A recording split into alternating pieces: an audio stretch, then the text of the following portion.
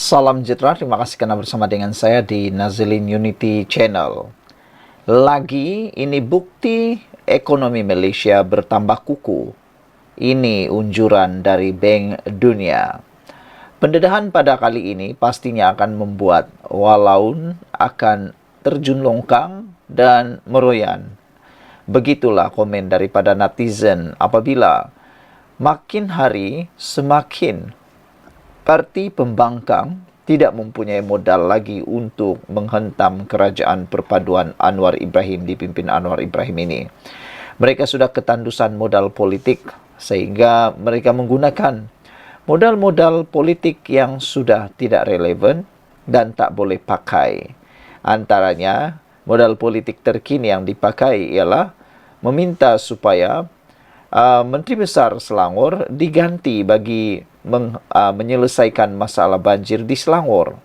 Perkara itu perkara modal politik murahan kerana netizen kata kalau anda nak minta supaya itu berlaku, maka pecatlah dulu menteri besar yang ada di 4 buah negeri yang dipimpin oleh parti PAS.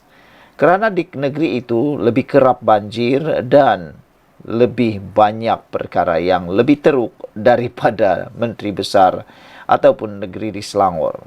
Selain daripada itu, kata mereka, tindakan menyebut tentang banjir di Selangor hanyalah modal politik murahan kerana itu akan membuatkan pemimpin PAS terkena ludah sendiri semula. Apabila ekonomi Malaysia kini bertambah kukuh dan ada unjuran dari Bank Dunia, ini membuatkan Perikatan Nasional sudah tidak mempunyai peluang lagi untuk dapat mengganggu-gugat kerajaan yang ada sekarang ini sekurang-kurangnya sehingga penggal ini berakhir. Prospek pertumbuhan ekonomi negara terus bertambah kukuh sekaligus menyumbang kepada pengukuhan ringgit. Ini terbukti apabila Bank Dunia menaikkan unjuran pertumbuhan ekonomi Malaysia bagi 2024 kepada 4,9% berbanding 4,3% yang diunjurkannya sebelum ini. Menurut Ketua Ekonomi Bank Dunia bagi Malaysia, Dr. Apurva Saghi, unjuran yang disemak semula itu ialah 0,6 mata peratusan atau 14% lebih tinggi daripada yang diunjurkan sebelum ini. Jelasnya, unjuran tersebut mencerminkan pertumbuhan kukuh dalam penggunaan pelaburan dan aktiviti perdagangan. Beliau berkata, Malaysia merekodkan pelaburan langsung asing FDI yang diluluskan dan pelaburan domestik yang kukuh pada separuh pertama tahun ini. Dalam masa sama katanya, negara turut mencatatkan kemajuan yang memberangsangkan dalam ekspor. Tambahnya, ringgit juga muncul sebagai mata wang berprestasi terbaik di Asia, mencerminkan keyakinan yang semakin meningkat terhadap asas ekonomi Malaysia. Beliau berkata demikian pada sidang media mengumumkan laporan kemas kini Ekonomi Asia Timur dan Pasifik EAP Oktober 2024 dan bahagian 1 Pemantauan Ekonomi Malaysia MEM Oktober 2024 di Ibu Negara hari ini. Dalam masa sama, Dr. Apurva berpendapat, Malaysia sebenarnya mencatatkan prestasi output per kapita yang mengatasi kebanyakan negara di ASEAN lain. Malah katanya, Malaysia boleh mencapai negara berpendapatan tinggi menjelang 2027 jika ringgit kekal pada paras semasa sekitar RM4.20 berbanding dolar Amerika Syarikat AS. Sebelum ini, Gubernur Bank Negara Malaysia BNM, Datuk Seri Abdul Rashid Ghaffur berkata, pelaksanaan perubahan struktur oleh kerajaan Madani memainkan peranan penting dalam mendukung pengukuhan nilai ringgit selain faktor makroekonomi. Sekian dulu untuk kali ini. Jangan lupa tinggalkan komen Anda. Salam sejahtera, terima kasih karena bersama dengan saya di Nazilin Unity Channel. Hari ini satu lagi perkara yang paling membanggakan kita selaku rakyat Malaysia dan juga Perdana Menteri Anwar Ibrahim. Apabila sah Anwar Ibrahim naik 2 anak tangga lagi. Kini beliau di tangga yang ke-15 sebagai pemimpin Islam paling berpengaruh di dunia. Ini yang menjadikan ramai orang tertanya-tanya, kenapa ada lagi orang yang menganggap Anwar Ibrahim sebagai kurang Islamik? Ada lagi yang menganggap Anwar Ibrahim tidak memperjuangkan Islam. Ada lagi yang mendakwa Anwar Ibrahim tidak memperteguhkan agama Islam. Dan satu dakwaan paling serius terkini daripada Parti Pembangkang ialah kononnya kerajaan mahu membuat perubahan berkait dengan agama Islam dalam perlembagaan Malaysia. Perkara itu benar-benar tidak boleh diterima sama sekali. Itu cuma penipuan, sekadar nak mendapat meraih modal politik murahan. Mana mungkinlah, tidak mungkinlah perlembagaan berkaitan dengan agama Islam boleh diubah sewenang-wenangnya. Terutamanya kita masih ada Majlis Raja-Raja yang di Pertuan Agong dan ahli parlimen yang perlu mengundi dan perlu memperkenankan perkara itu jika berlaku. Dan saya yakin tidak akan berlaku, mustahil. Hari ini Anwar Ibrahim, Perdana Menteri Malaysia, sekali lagi telah disenaraikan antara 15 pemimpin Islam paling berpengaruh di dunia, naik 2 anak tangga. Ada netizen, khususnya penyokong Anwar Ibrahim, mula membandingkan Anwar dengan Hadi Awang.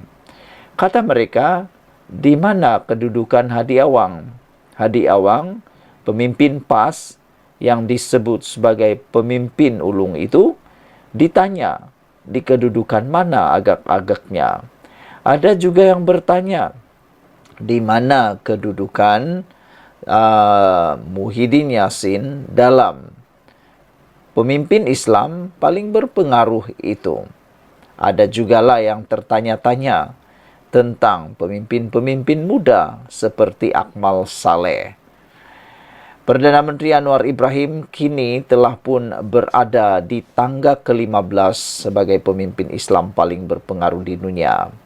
Senarai itu telah dikeluarkan di laman The Muslim 500 yang menyenaraikan 50 pemimpin Islam teratas yang berpengaruh di dunia untuk edisi tahun 2025. Bayangkan di seluruh dunia beratus-ratus, beribu-ribu pemimpin Islam yang hebat. Tapi Anwar Ibrahim di tangga yang ke-15. Bukankah itu satu perkara yang luar biasa hebat? Kedudukan itu sekaligus menyaksikan Perdana Menteri naik 2 anak tangga berbanding tangga ke-17 pada edisi tahun 2024. Tidak mustahil satu hari nanti pemimpin kita Anwar Ibrahim maupun pemimpin yang lain yang terinspirasi daripada kejayaan Anwar Ibrahim ini mampu mendaki anak tangga sehingga top 10. Tidak mustahil satu hari nanti kita akan berada di tangga yang ke-10 pemimpin paling berpengaruh di dunia. Selain itu, Anwar juga telah tersenarai sebagai top 10 pemimpin dan ahli politik Islam paling berpengaruh di dunia.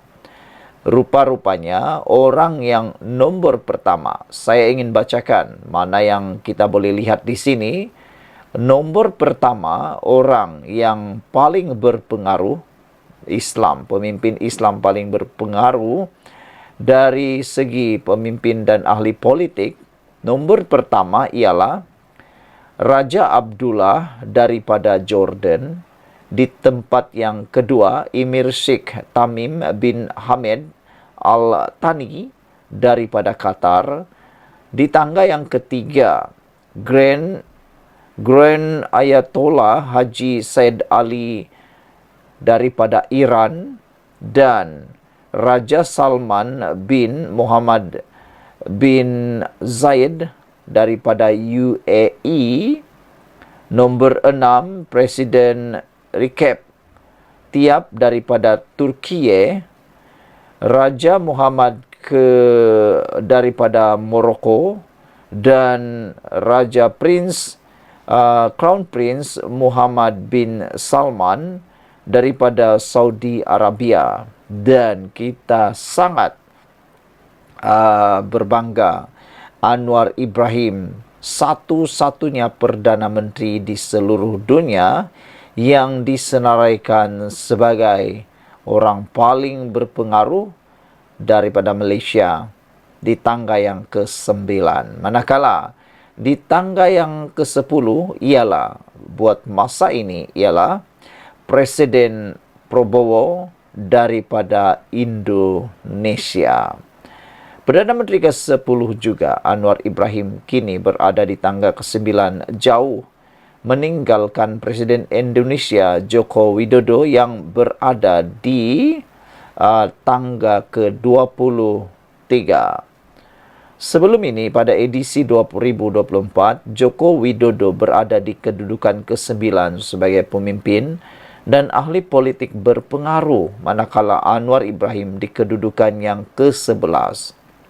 Sementara itu, seorang lagi wakil Malaysia yang berjaya menduduki senarai 500 individu Muslim berpengaruh untuk tahun 2025 adalah Cendekiawan Negara, iaitu Dr. Syed Muhammad Naqib Al-Attas. Beliau berjaya berada di kedudukan ke-25 dalam kategori Cendekiawan Muslim paling berpengaruh di dunia. Agak-agaknya sekarang ini nak tanya, di manakah kedudukan Tun Mahathir Mohamad? Adakah beliau masih disenaraikan sebagai pemimpin Islam paling berpengaruh di dunia, atau sudah tidak tersenarai langsung? Saudara, itulah kehebatan Anwar Ibrahim. Sejak menjadi Perdana Menteri, beliau kini dipandang sangat dihormati di seluruh dunia. Dan saya jangkakan ini akan membawa implikasi juga positif kepada Malaysia dari segi ekonomi, pelaburan, dan hubungan serantau. Kita akan lebih dihormati, dikagumi, dan tidak akan dipandang rendah lagi. Sekian untuk kali ini. Jangan lupa tinggalkan komen Anda.